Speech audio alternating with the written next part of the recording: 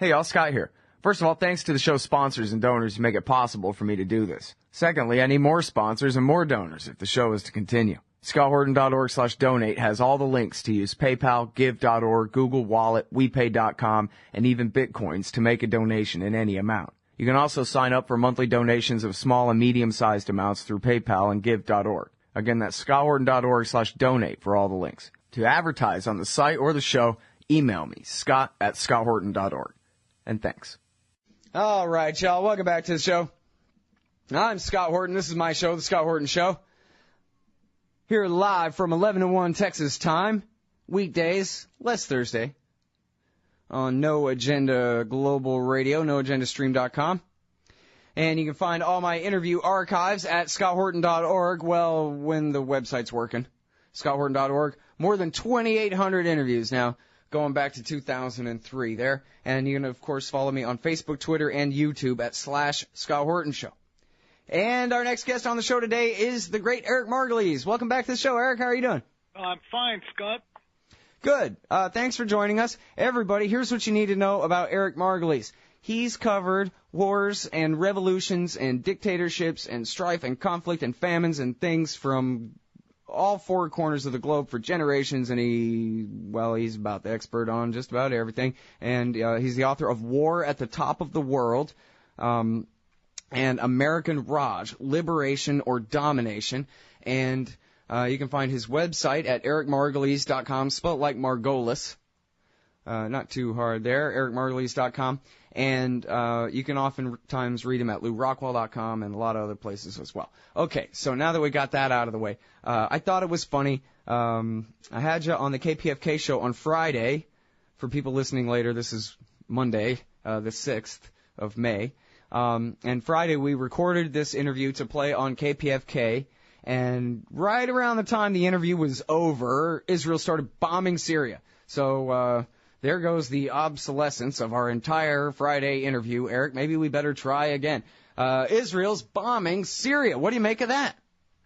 Chairman Mao said to be a successful prophet, predict often. Yeah. Eventually you'll get it right. Well, what began with a sort of a limited bombing was a very substantial raid over the past 2 days. Today, that is Monday, the attacks were delivered by Israeli warplanes against the major Syrian military bases around Damascus and also in the north. There were large numbers of civilian casualties and a lot of military men killed. We don't know how many yet, but it was a big attack, certainly an act of war. And the question everybody's asking now is, what does it mean and what's next? Right. Well, and now, not to skip too far ahead, but a caller in the first segment made the great point that doesn't this just go to show the falsity of the Israeli narrative that they're a poor little helpless besieged Israel when they can just bomb Syria and Syria can cry, hey, that's an act of war, and yet they still have complete impunity to just, I guess, bomb Syria if they feel like it and then go home and so far received no retaliation for it. That's quite right, Scott. Israel has long done this sort of David and Goliath thing. In fact, it's the Goliath militarily. There's a famous story about Ariel Sharon, General Sharon, former Israeli PM, who was in a training course at French Staff College, and somebody made some disparaging remark about Israel's military to him, and he mapped out a plan overnight how Israel could conquer the entire Middle East within a couple of days. And it's absolutely true because compared to Israel, the Arabs and Iran are absolute military pipsqueaks. The only Arab country that has any real fighting capability is Egypt, but Egypt can't fight because its American-supplied weapons are not as good as the Israeli ones, and we restrict the amount of ammo that the Egyptians and spare parts that they have, so we keep them on a tight leash. So to answer the question, Israel could defeat all the Arab countries with one arm tied behind its back while watching daytime TV. Oh, man. Well, and the way you put it, it really sounds like that has a lot to do with how crappy everybody else's military is rather than the real greatness of the mythologized IDF and Israeli intelligence services. No, I think it's a combination of both. Yeah? Both. The Arabs have lousy, miserable armed forces, particularly when it comes to air fighting. And they're disorganized and hopeless in logistics, and they don't have their heart in it very much. But the Israelis are very efficient militarily. They have top-line American equipment, courtesy of the U.S. taxpayer. You know, while we're cutting payments to cancer victims and schools and cutting money for bridges and things, Congress still finds the money to give the Israelis $3.1 billion a year, officially and more unofficially. But the other point I want to make is that Israel's army is a citizen army in the truest sense, and all men and many women serve in it, and they get the most intelligent people. It's an intelligent country, and they get the creme de la creme. And one of the other great things is that all these units come from the same town and village, so that everybody knows everybody else in the military units. And anybody who does not perform properly is disgraced when they go home. So it is the world's best citizen army. It's very, very effective. I've been with it in the field on a number of occasions. I've seen how capable it is. Mm. Yeah, but what about Hezbollah in the summer of 2006 told them, go home? That's exactly right. And the Israelis greatly underestimated Hezbollah.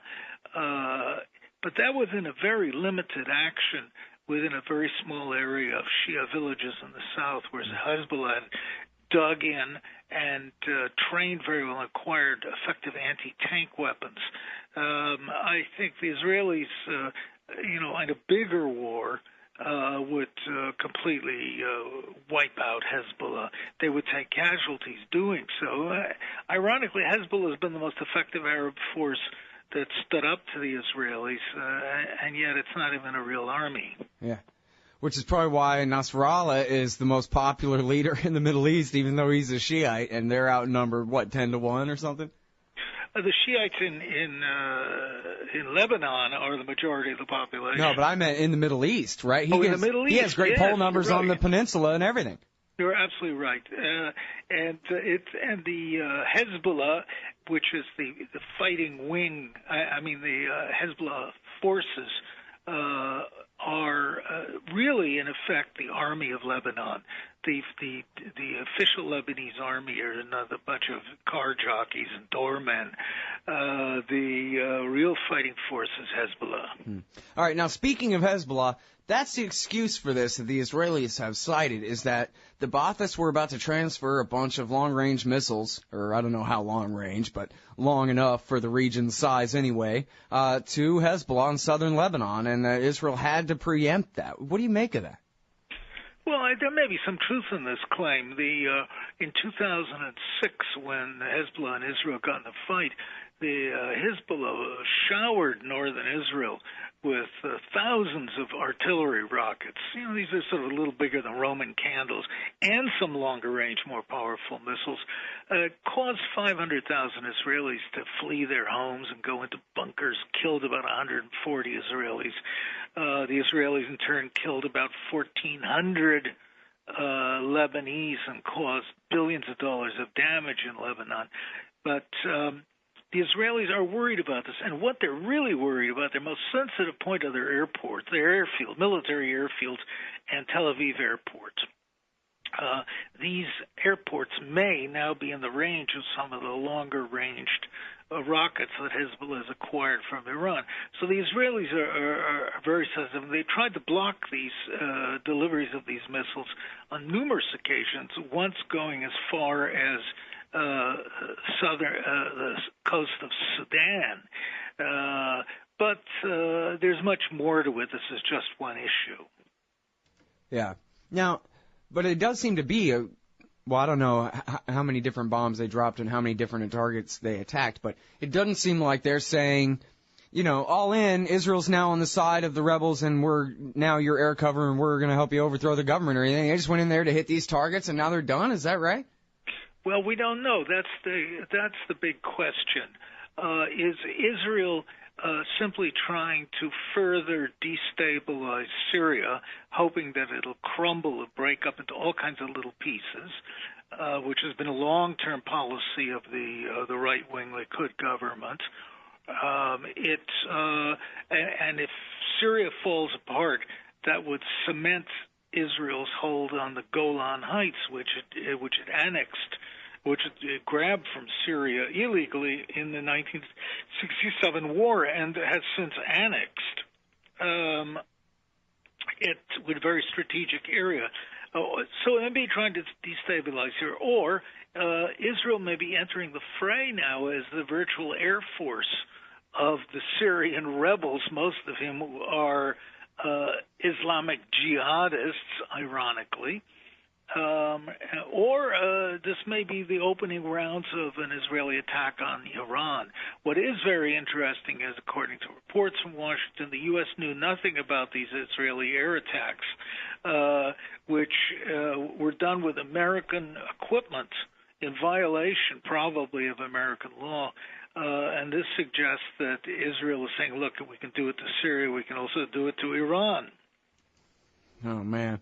Well, and that's really what this is all about, right? You talk about how ironic it is that America and Israel, in this case, are on the side of the jihadis there, but that's kind of really been the case, right, since at least, 2007, 8, and that famous Seymour Hersh piece, The Redirection, where they said, oops, we've been fighting for Iran for 5 years, and we created the giant Shiite crescent that we were so afraid of Iran, Iraq, Syria, and Hezbollah in southern Lebanon there. And so now we got to redirect back toward what the Saudis want and back toward even jihadis, Jandala in Iran, Fatah al-Islam in Lebanon, and now looks like al-Nusra Front in Syria in order to weaken the Iranians. And so if that means backing apparently any level of extremist of Sunni warrior, then that's all fine.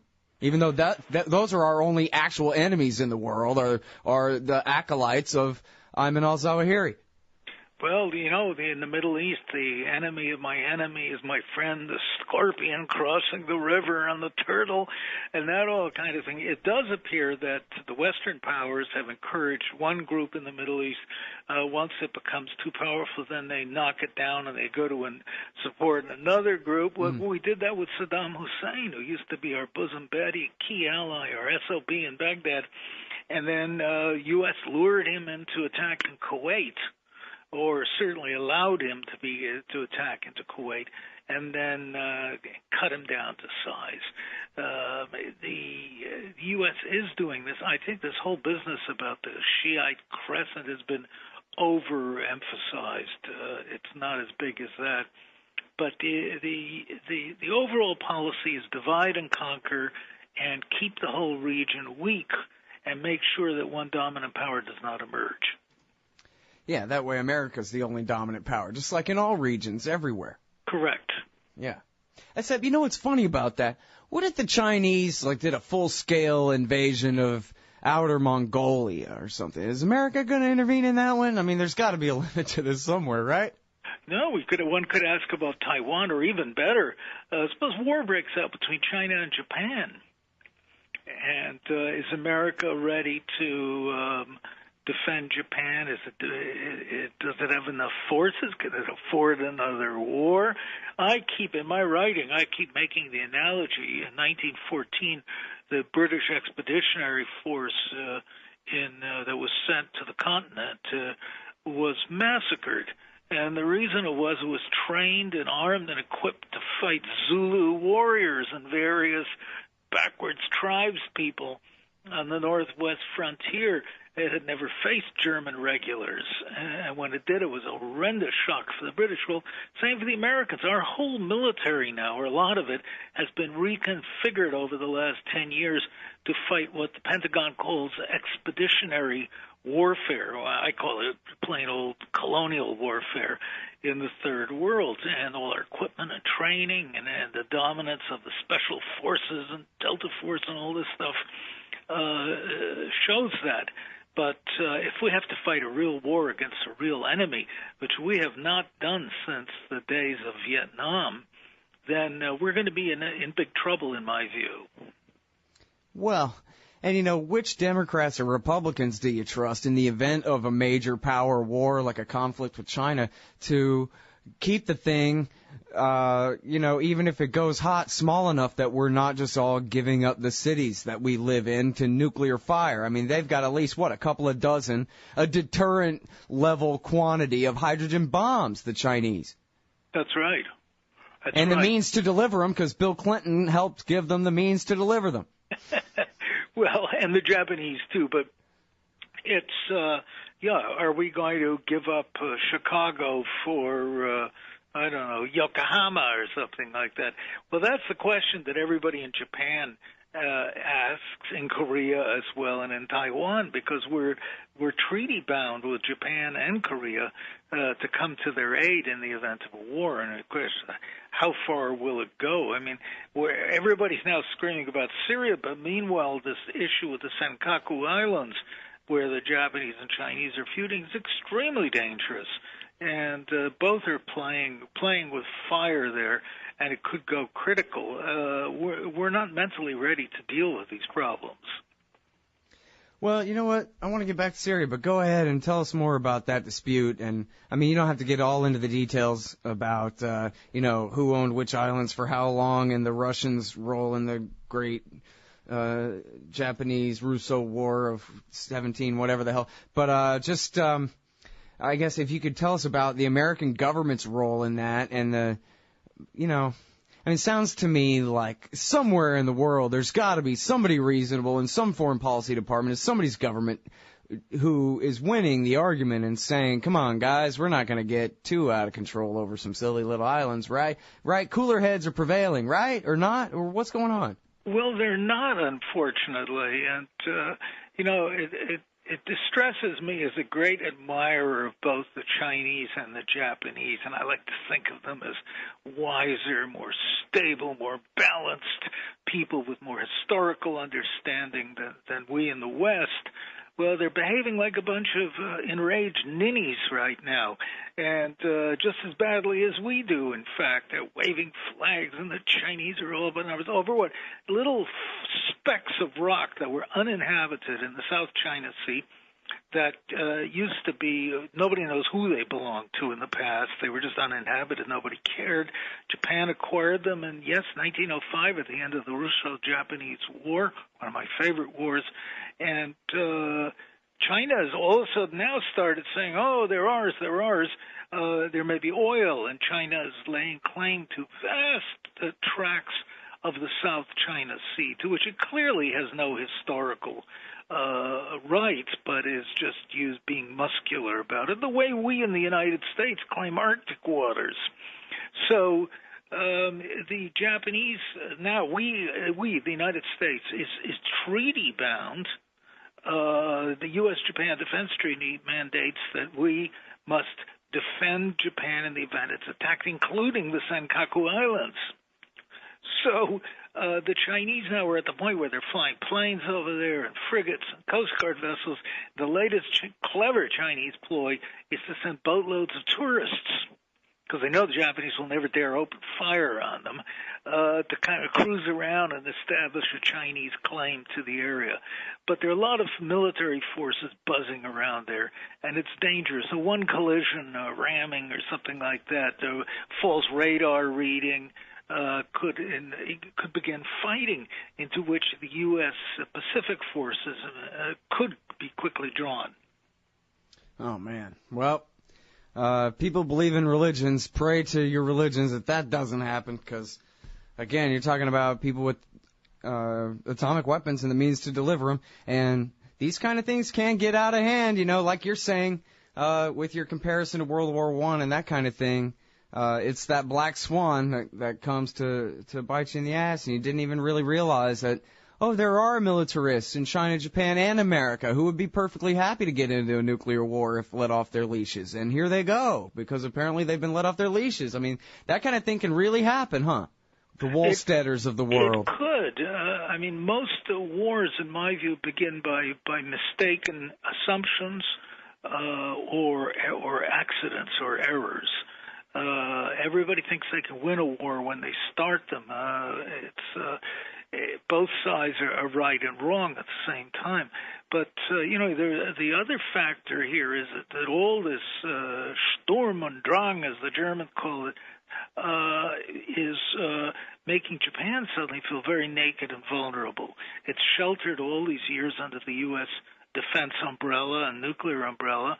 The North Koreans are threatening to lob nuclear weapons at Japan's cities that would wipe Japan off completely. And a lot of Japanese are beginning to ask, maybe we need nuclear weapons. Japan can produce a nuclear weapon, it's estimated, in only 90 days. They have the technology right in their back pocket. And South Korea, same thing. South Korea started to produce a bomb in the 70s, but we stopped it. But it could happen again. It's a big nationalist issue. Every country should have nuclear weapons if it wants to feel safe from other countries with nuclear weapons. That's the problem. So everybody saw what happened in Libya and Iraq, and Japan particularly, I think will eventually decide to get nuclear weapons. Well, that's really the thing about it, isn't it? The crux of the last couple of eras in a row now, that nukes seem to really work for keeping the peace, at least between major powers. Sorry, Vietnamese, for, your inability to fight back and against our capital and keep us at bay. But for when it comes to messing around with the Russians, the Chinese, or in fact, just think about the absolutely ridiculous, if you think about it in historical terms, friendships that have broken out all across Europe, where these guys have all just decided we can't go to war against each other anymore. As much fun as that was, sending our poor off to kill each other and hack each other to death and whatever, but now we could lose our capitals to atomic bombs, and so now everybody's got to be friends. But it's the ultimate gun to humanity's head. It's, it works real well, but Jesus, this is the only way. Can't we have mutually assured not destruction or something like that instead? Mutually assured comprehension. Yeah, well, or even short of that. How about mutually assured? We'd suffer some damage, but it wouldn't be a threat to the entire future of humanity and that kind of thing, I don't know. Well, it's the radiation that scares me the most, more than the bang. It's a great irony. Really great irony. By the way, speaking of radiation, if the U.S. and Israel ever attack Iran's nuclear facilities, this is not discussed at all in the North American media. But what are they going to do about the radiation release?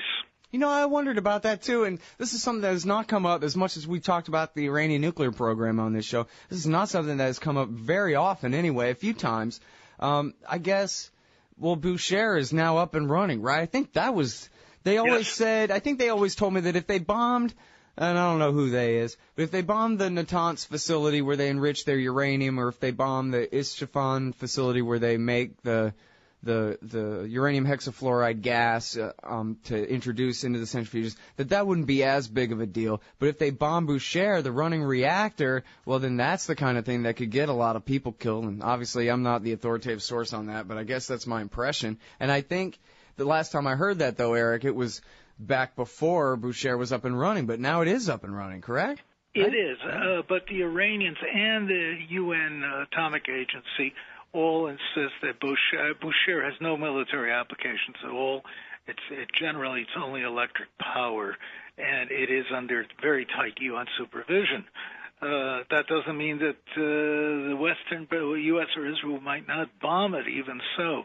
And but I suppose the Israelis are thinking, well, the prevailing winds in that area are blowing in easterly direction, so that any explosions would carry it over Pakistan and Iran, of course, and and Afghanistan. Yeah. And so screw them, right? As long as the winds go east, who cares? That's right. Yeah. Man. Yeah, well, and that's the funny thing about it, too. I like to think that, and maybe I'm wrong about this, but it seems like Iran has really already achieved their nuclear deterrent in their, pseudo, almost breakout capability that they've achieved, and that all the real sober Western assessments are that even if we bombed them, it would only set them back a little bit, and then they'd be that much more likely to begin to try to really seek nuclear weapons, so it makes it a really bad idea. They've, in a way, already achieved their nuclear deterrent, I hope, I think. Well, in a sense, but I don't think that what Iran has today, which is they don't have any nuclear weapons, they are heading towards that red line, to use an overused word, where once they reach, they can then decide they can make a weapon if they want, but they don't have the delivery systems, they don't have the miniaturized warheads yet. They really don't have very much. The Israelis are perfectly aware of that. They have a big spy network in Iran, and every inch of Iran is photographed by Western and Israeli satellites. So there's not a complete deterrent, and that would not deter, for example, an Israeli nuclear attack on Iran. Well, nothing stopped the Israelis from dropping some tactical nuclear weapons on Natanz or Isfahan, blowing the area up and saying, well, we had to defend ourselves. They were threatening us with another Holocaust. Right. Well, and then that was the news last week, right, was that the Americans demonstrated for the Israelis their newest, improvest, biggest bunker buster yet that they claim will even be able to destroy Fordo. Sort of like how you mentioned the Americans told the South Koreans, don't make nukes. We've got your nukes for you. We've got that covered for you. That's what Obama's doing here. He's telling the Israelis, don't bomb Iran. We will bomb Iran if anybody needs to bomb Iran, and look at the neat new bombs that we've made to do it with in order to reassure them to not start the war and drag us in. This is what that looks like to me. We've come a long, long way from 1956 when President Eisenhower told Israel, which had invaded, trumped up an invasion of Egypt, grabbed the Sinai Peninsula, and told Israel, get out within 72 hours or else. And the Israelis got.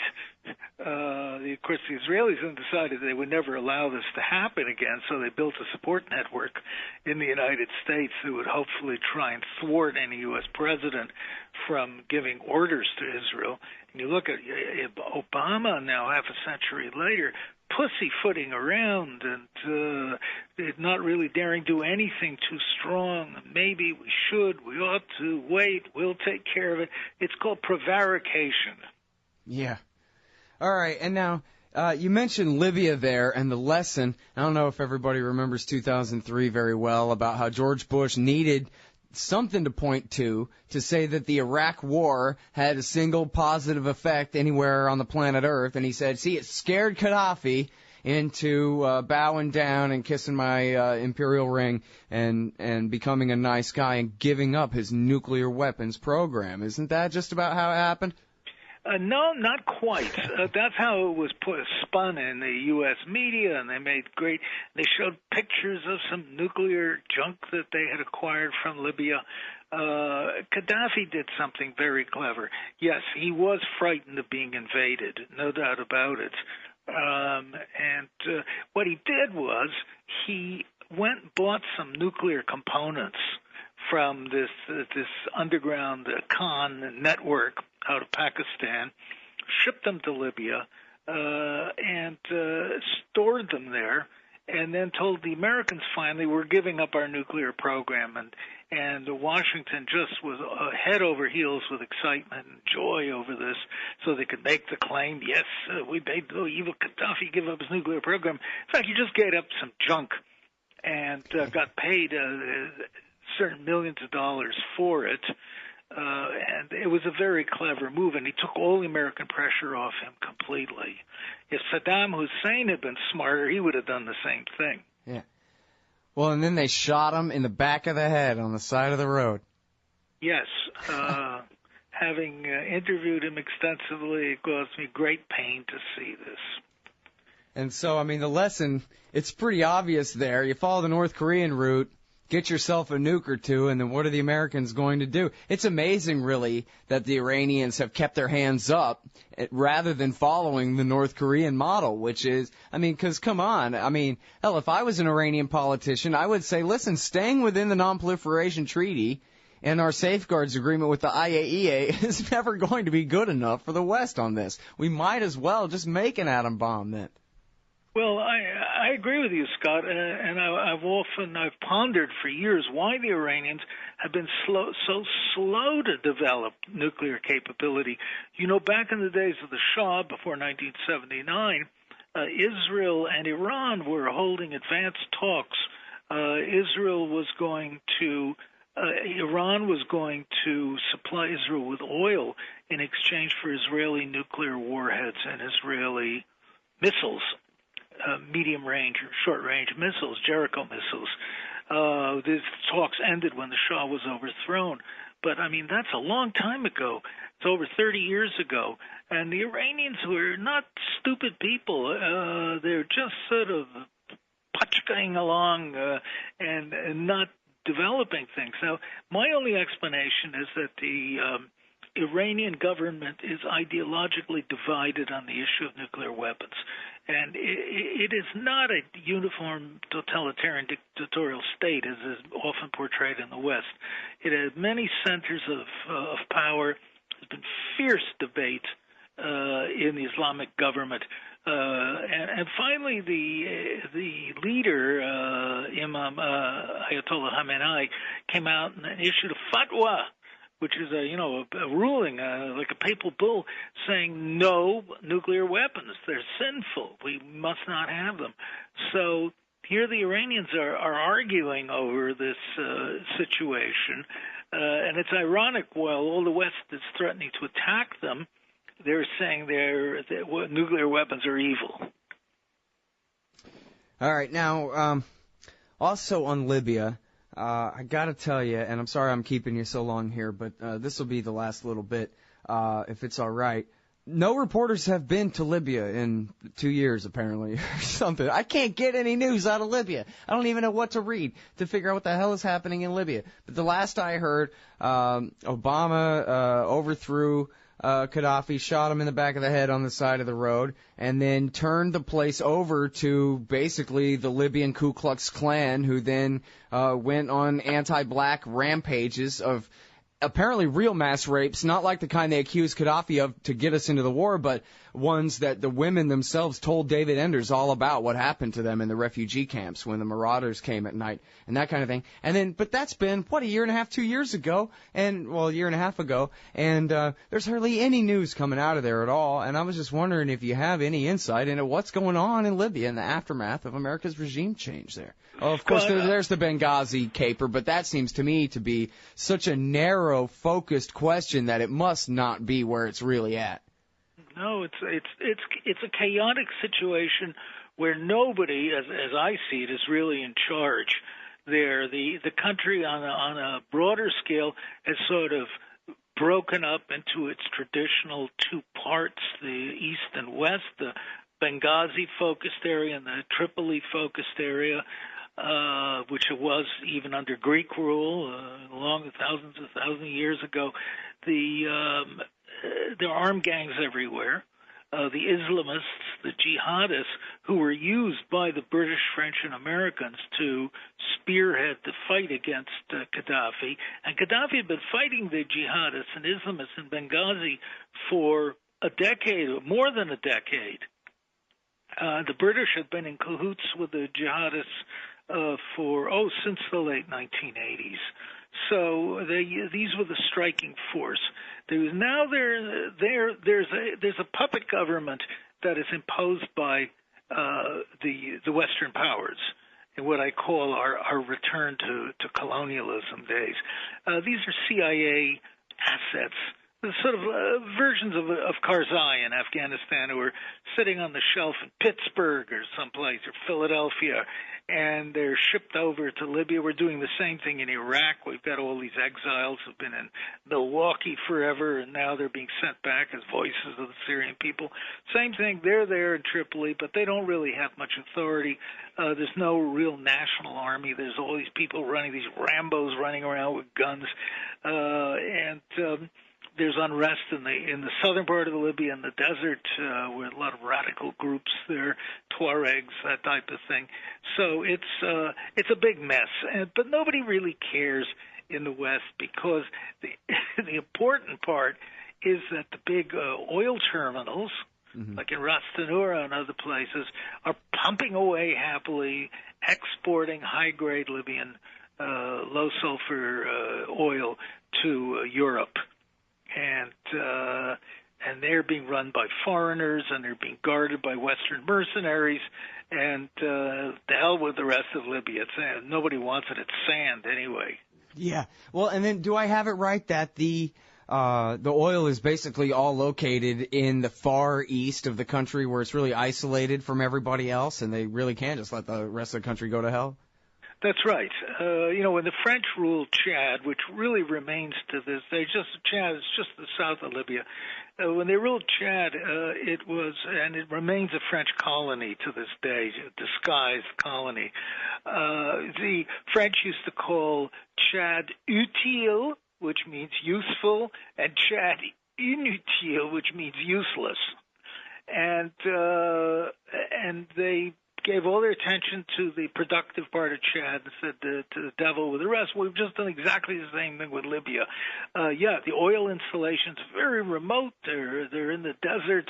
Pipelines take them to the coast, to these heavily defended export terminals, and off they go to Europe.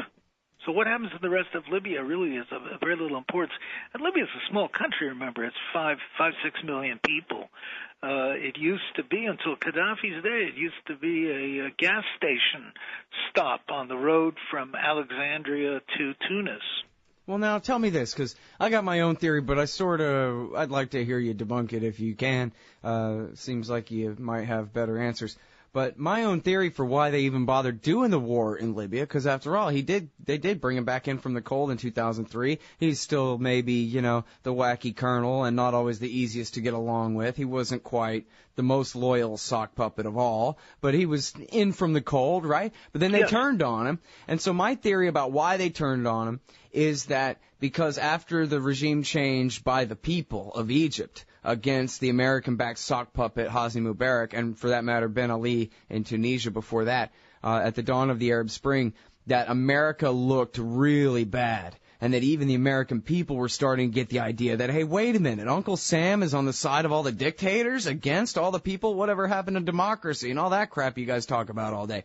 And so they needed Libya basically as a PR stunt. And they figured Gaddafi was expendable, and they could put images on TV, not that anyone else in the world was buying it, but for the American people that, look, we're on the side of the poor protesters in the street, we're on the side of people power, we're on the side of the revolution, we're on the side of democracy. We're on the side of the good guys in the Arab Spring.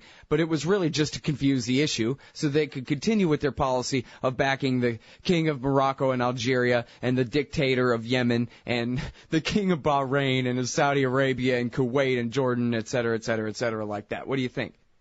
Scott, that's a good theory. It has a lot of validity to it. Another one is that the Western powers panicking over Algeria, a big gas and oil exporter to Europe, and Morocco, another Western protectorate, decide they're going to make a stand. The revolution is spreading.